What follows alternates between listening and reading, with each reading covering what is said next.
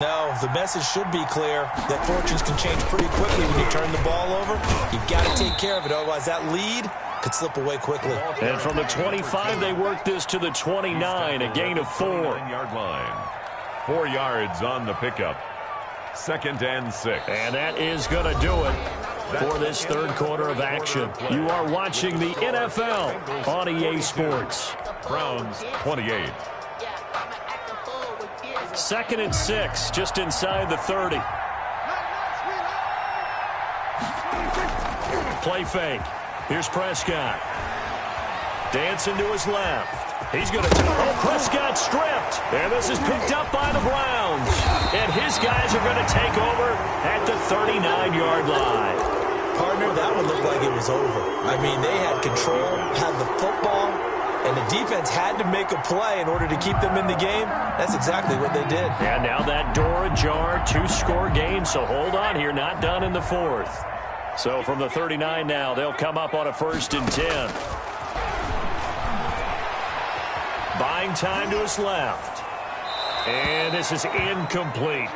I'm not even sure I know who this guy is out there playing right now. This is very unlike him, one of the most accurate guys in the league. Totally off his game right now. I don't know. I was going to ask you what you pin it on, but defensively, they've been pretty solid. But sometimes, you know, those defenders, they get into the receivers pretty well, and if they chip away at their timing, it's going to affect what you're doing throwing the ball as well. And he gets it all the way down inside the 10 and mark him at the 5. It's a gain of 35. The dynamic duo is doing damage in this one, and they've certainly been on point throughout, and they hook up again for another big play. 1st and goal, and they got to be thinking a chance to get right back into this football game. They'll run with Cook. And the Browns are going to have 1st and goal as they try to finish off this drive with 6 points. When we talk about being on schedule, I think they're on schedule after that run, getting it right down there on the doorstep. Maybe even a little bit ahead, because now the defense can't dictate with pressure. They're guessing about where you're going to go. I might come right back. And he is into the end zone. Touchdown, Cleveland. A great effort there. His 2nd touchdown of the afternoon. And the Browns have cut it back within a score. Well, let the natural light of today reflect that he has now gotten into the end zone 2 times. Look at you. You little Ralph Waldo Emerson, is that his name? No, I was just going with the meteorologist. Said it was a day game. I'm here. Mitch Wishnowsky set to kick off.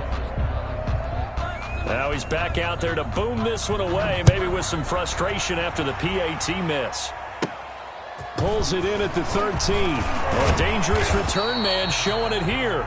Charles, you said earlier this defense is probably going to need to hold these guys right around 20 or under that if they were going to have a chance. It was evident pretty early on that wasn't going to happen. Yeah, they left 20 behind a long time ago in this game, didn't they? It looks like they're headed towards a big, big number. But 20 was the threshold because that kept them in the ball game and kept the pressure off of their own offense. On 1st down, Clifford, and he'll get 2, maybe 3 up near the 37.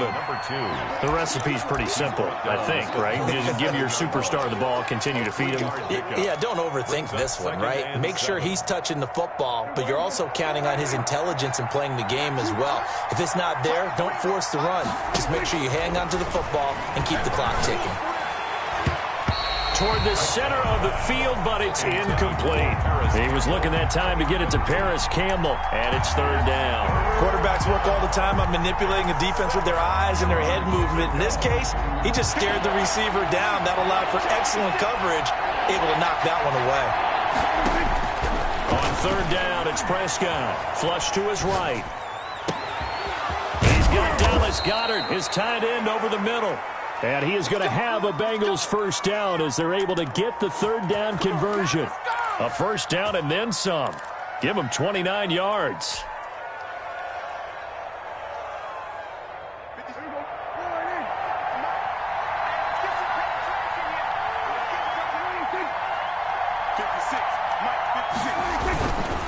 They'll try and run some clock here as they keep it on the ground. And they'll get this one to about the 20-yard line.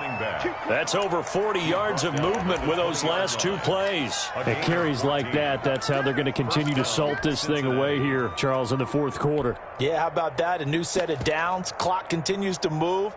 No better way to close out a game than to tap those mastodons you have up front and say, guys, keep pounding them. Let's keep the ball, keep their offense on the sidelines, and let's close this one out.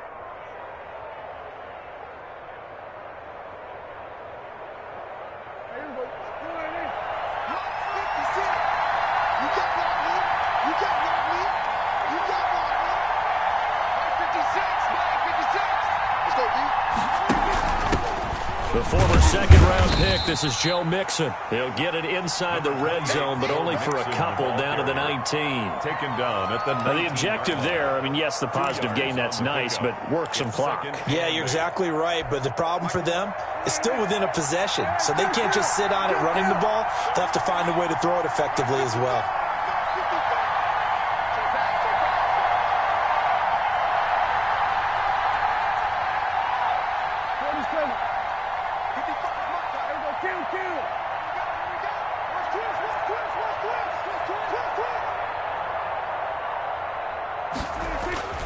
Throwing on 2nd and 8.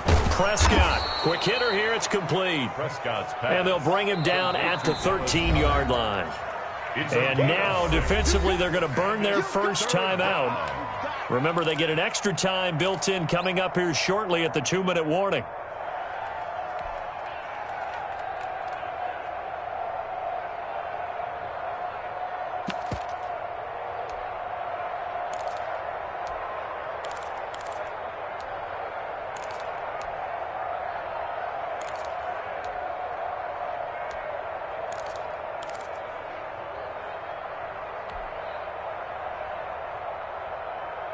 The Bengals on 3rd down. A perfect 3 for 3 as they look to keep that streak going. Here it's 3rd and 2.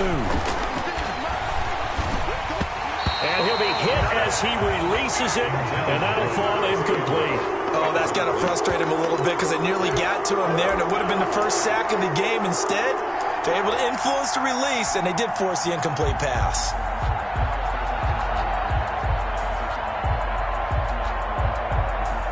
So on 4th down, out trots the kicker in a big spot here. A 30-yard attempt. Badgley's kick is good. And that will bump the lead up to 11. A big one there. That gives them a little cushion and makes it a 2-score game. Yeah, bled a little time off the clock, put some points on the board. It's not totally out of reach yet, but it has to feel pretty good to them right now because as a defender, you go out on the field and say, guess what? You can put some points on the board, but that won't beat us. At their own 19-yard line. The Cleveland offense ready to go.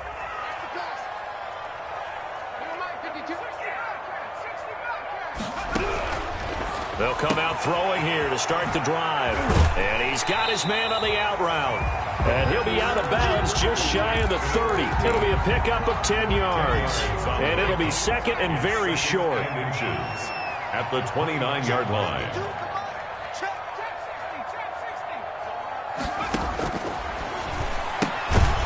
And a quick throw here, that's complete. And they take him down, losing yardage back at the 27.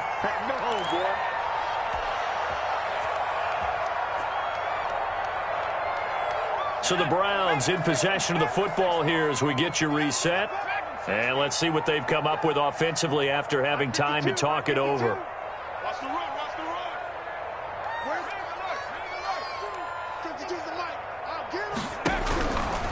On 3rd and short, they'll try and pick it up through the air. And this is intercepted, and that should do it. One play. He's picked off at his own 46. And they take over. They'll set up shop at the 46-yard line. Wow, between last week and this week, that's now 8 interceptions. 5 a week ago, now 3 here. Well, he is so lucky that one of the defense coordinators I played for, a man named Ken Donahue, is not there right now. Because he saw that happen during his coaching career, and he grabbed a quarterback in the midst of a streak like this and said, tell you what, son, why don't you throw it to the defensive guys and let's see if our receivers can intercept it. Well, he's got to figure something out because the current formula is not working. DJ Reader there on the tackle. Certainly a nice job there by the defense rallying to the football and getting him on the ground, but I think the play gets made by the defensive front because if they can't get upfield, their job is to go ahead and get low, almost get into a ball sometimes, stack things up, and make it difficult for the runner to find a hole. 6 yards. An ex-teammate used to tell me all the time, I hate experienced quarterbacks because no matter what, you really can't hide what you're doing. And I think that right there, he knew right away where the blitz was coming from, where his primary guy was going to be, and he ended up going to a secondary target for a nice game. I was just going to ask you, that wasn't the primary target, and he's so good at that. And he's going to go down. Back near midfield at the 49. Now the Browns signal for the second of their timeouts as they get the stoppage with just over a minute to go in the game.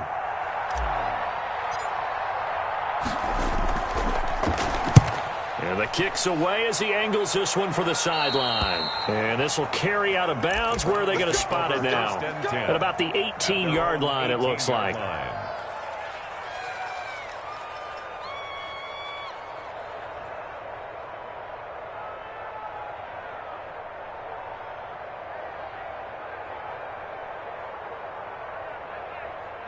The Browns drive about to get started. And following the interception, just any interception, are you a little bit more cautious when you start that next drive, or no, you just throw that out the window?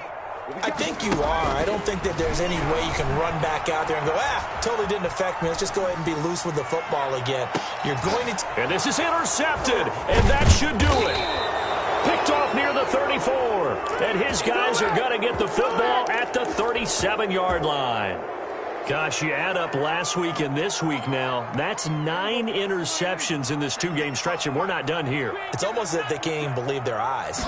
Or maybe, partner, is the confidence level in him so high that they believe he'll get out of it and make plays for them to win a game. Well, they've said they believe in him. That's being tested right here. It's a gain of 15, and that ought to just about put an end to this one. First down.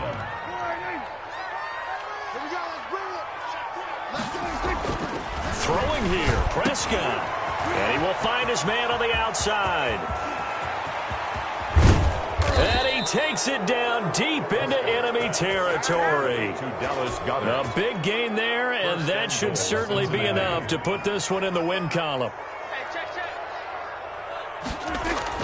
Here's Prescott. Flushed out right. And he takes it in for the score on the game's final play, so it doesn't affect the outcome, but a little whipped cream on top to their ending. Or as our friends in Bayou Country would say, that's a little lagniappe, a little extra on top. Well, Charles, it's one thing to win. It's another thing to win and put up the amount of points that they did. Boy, were they clicking on offense. They can't help but feel great about themselves, can they? I mean, what a game to put up that number of points, continually feeling like they're moving the ball and things are working and clicking. They think that they can bottle this and carry it with them. And as an offensive coordinator, you just don't think you can do anything wrong. Whatever you call, run, pass, it's all going to work. That's called being in the zone. So for the Bengals, they're on a nice early roll as they move to 3-1 with a win here. And they'll have another road date next week with the Indianapolis Colts. Meanwhile, for Cleveland, they'll sink now to 0-4. And they'll be on the road next week as they get a date with the Jaguars in Jacksonville.